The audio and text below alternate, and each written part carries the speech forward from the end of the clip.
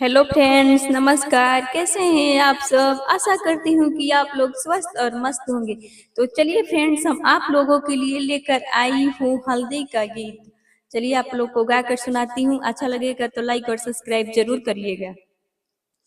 पीसा हो या माँ धीरे धीरे, हरदी के गांठ हो। पीसा हो या माँ धीरे धीरे, हरदी के गांठ हो। पीसा हो या माँ धीरे धीरे, पहिला हरदिया या माँ पंडित जी चढ़ाई है हो। पहिला हरदिया या माँ पंडित जी चढ़ाई है हो।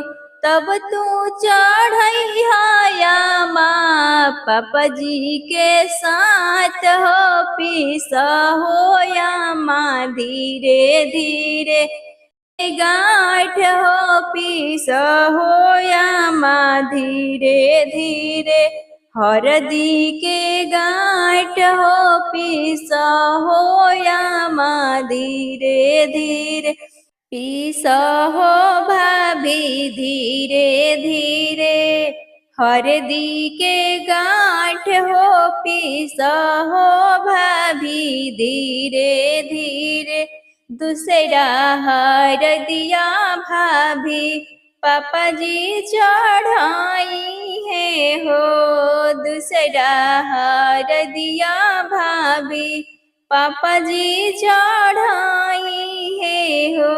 तब तू चढ़ई भाभी भैया जी के साथ हो। पीसा हो भाभी धीरे धीरे, हरदी के गांठ हो। पीसा हो दीदी धीरे धीरे, हरदी के गांठ हो। पीसा हो दीदी धीरे धीरे, तीसरा हरदिया दीदी भैया जी चढ़ाई है हो।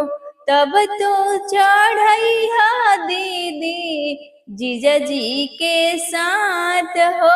पीसा हो दीदी धीरे धीरे, हरदी के गांठ हो। पीसा हो दीदी धीरे धीरे, हरदी के गांठ हो। पीसा हो चाची धीरे धीरे, तीसरा हरदिया चाची बाबा चढ़ाई है हो।